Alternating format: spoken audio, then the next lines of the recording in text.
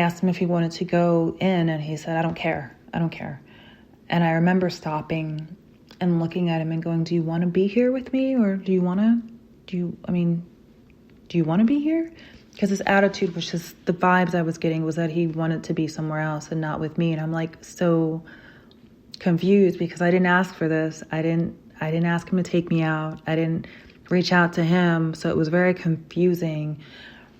And then when I did confront him assertively and say, hey, do you want to be here with me? He's like, oh no, I meant like, it doesn't matter where we go. So he changed his tune slightly. And then we wound up deciding to go somewhere else. And it just felt like he was in a really, really sour mood. And I wound up cutting the date short because he brought up another issue of finances, specifically my housing expenses that he doesn't pay for. I pay my own expenses. He was paying my separation support, and he was also paying my salary or consulting fee from our business, but that's earned. But long and short of it, I just was like, you're not in a good mood. I don't feel safe. I don't really want to be out here with you drinking or eating, especially drinking at this time with your mood like this, if this is where our baseline is. And I asked him if we could just cut the date short. And that was a turning point for me because I realized that I was not getting a kind, easygoing person. I wasn't getting energy from the type of energy I would expect from someone who is making amends or who is serious about reconciliation or, just righting the wrongs that he had created in our relationship. It was almost as if the tables were turned and I was the one who needed to prove my worth and that I needed to do the work to fix things. And that to me wasn't my understanding or desire. Half my body had been out of the relationship. My physical body was across the country for a year. And I have been actively working on myself to get safe. So I didn't like the feeling I was getting. So when we came back to therapy, I told the therapist that I was not going to subject myself to any homework dates anymore because, in the time that I'd been back, he just has been very unkind, and I'm not going to subject myself to danger and be, emotionally tortured just for the sake of reconciliation if I wasn't going to feel safe. And so at that point, she said that something wasn't aligning and that she wanted to pause on the couples therapy. She asked my partner how his individual therapy was going and what they were working on and what type of modalities they were using. And then she did request that she speak to the therapist to touch bases just to get some insight. And then she said that she would talk to us each separately before reconvening. And I was very happy about that because it was like she was seeing something wasn't right here. And I didn't want to be the one to bring it up. So she was getting she was like, this doesn't make sense. He keeps saying he wants to reconcile and he feels bad. But every time you're around your wife, you treat her with disdain or you don't seem to want to spend time with her. You don't seem to like her. She seems to trigger you. And she's just like, I don't get it. What's wrong here? And when she did take the break, we took the break. It took about 3 weeks. And after those 3 weeks, within those 3 weeks, my husband and I maybe saw each other 2 or 3 times for about 1 to 2 hours at most each time. So we didn't spend a lot of time together. We did work together, but again, that's just work. It's no relationship stuff. But when we did reconvene, she asked how things were going, and I told her things were fine. And I don't know if I'd mentioned this in a previous episode, but I'd been getting sick, been feeling very ill. And my sleep patterns were really starting to get affected. such that I was unable to sleep through the night anymore. I still am having a pretty hard time with that, but for over a year since the discovery of the betrayal in our marriage, my sleep wasn't disrupted. I was in pain. I was, going through a lot of stress and trauma, but I was still able to have a good night's sleep. I was able to sleep through the night.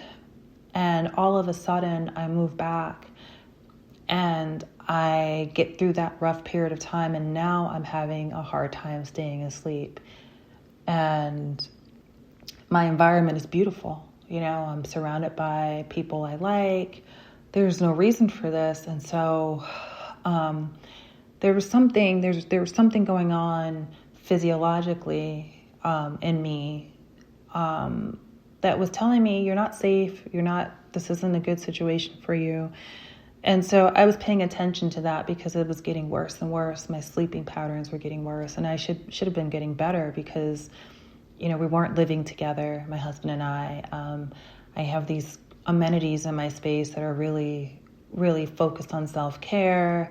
I was feeling much safer, more settled, and yet sleep was not working for me. So I paid attention to that. And so when we reconvened, she asked how things were going. And I said things were going fine because in my view, not having any more stress in my life from him, any fights, any hyper anxiety, explosive situations was fine. Like didn't matter to me that we weren't seeing each other because I realized I no longer desired that, because when I was in his presence, I didn't feel good anymore. My stomach hurt. I felt uneasy. My sleep was being disrupted, and he was just not being nice to me. And I'm just someone who is very sensitive to energy, and my mission in life has always been to be kind to people and to treat others like I want to be treated. And so being treated like I'm undesirable or annoying or a chore was hurtful to me and really had an impact on how I was feeling around him. And so I no longer desired his company, which was a really good thing because it clearly isn't good for me. So I said that to her, that, things were fine. And then she was like, well, have you guys spent any time together? And I said, no, we actually haven't. We've maybe seen each other 1 hour a week at most or something like that. But it's okay. It's tolerable. And that's how I described our relationship and our marriage. And it was almost as if something clicked in my head when I said that, because tolerable is not what I had aspired to. It's not why I've been such a dedicated partner to him or in any relationship. Tolerable was not what I wanted. I wanted happiness, contentment, support, loyalty, and I was getting none of that. And for me to say that things were fine because they were tolerable, because I only had to interact with him 1 hour a week or 2 hours a week in person, was a huge red flag when I said it out loud. And it hit me that I couldn't do this anymore. This was pointless. This was a waste of time, money, and energy, this therapy, because in the time that I'd been back, which had been, was about 2 to 3 months, my husband had made very little effort to fix the damage he had done. Yes, he had attended therapy. Yes, he was paying for the therapy because I refused to pay for it because I'm like, this is not, I'm okay with walking away, but if you choose to work on this, then, you have to pay for that burden, and it just, it kind of, that's where it stood. And he basically described himself as being in limbo and knowing that understanding my needs and still refusing to do anything differently and wanting to have basically his cake and eat it too. And he very clearly articulated that my needs were not unreasonable, that I had been very patient, I'd been very forgiving, that I had been very loyal, consistent, and kind. And he was saying all of this juxtaposed to the reality that he was none of that to me. As if saying it out loud could like really seep into my head that like, hey girl, I'm not doing anything you deserve, and you're doing so much more for me, and I'm just here for the ride. And it really disturbed me. And so when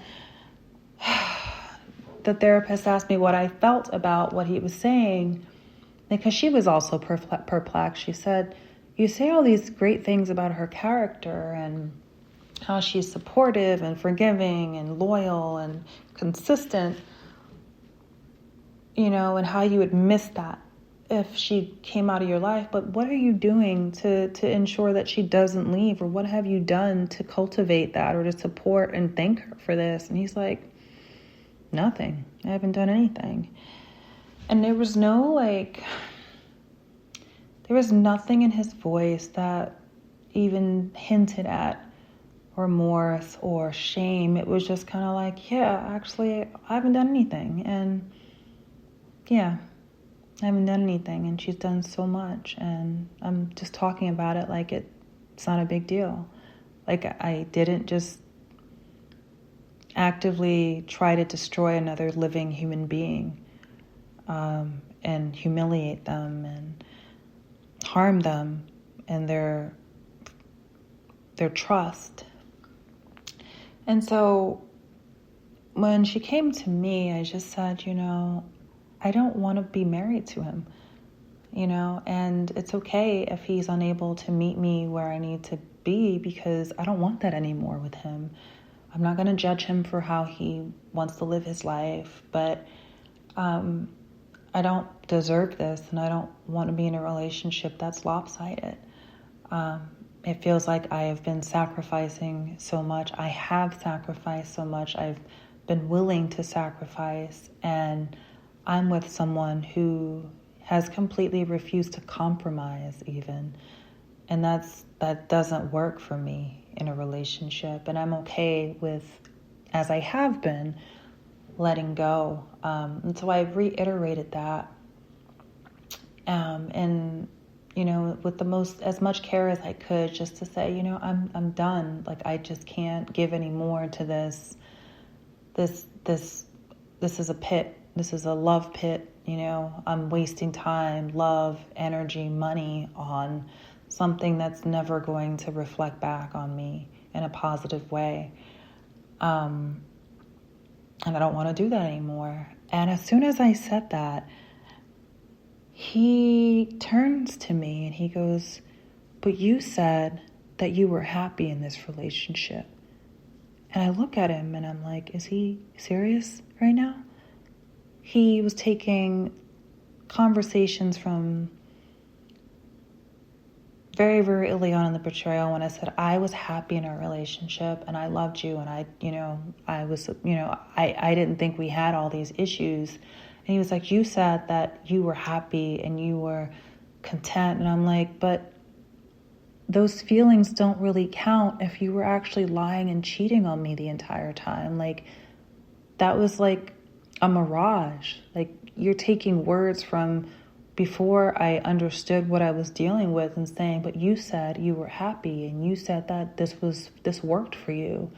And this was unfolding in front of the therapist. And I was like, he was like, and I was like, but you were cheating on me and you were lying to me and you were neglecting me in this relationship and choosing to give that time, affection, energy to other people. And he goes, yeah, that I know that, but you were saying that you were happy. And it was like, he tried to like just brush it off like, yeah, so what? Like that's not what we're talking about. We're talking about the fact that you said that you were happy. And so he tried to gaslight me into thinking or believing that I was somehow responsible for this dissonance, this like, I don't like, maybe I'm not saying it right, but like he really tried to make it seem like, well, why were you happy then? Like, why would you say you were happy if you're not happy now? And I was like, how is that even on the, like, this is not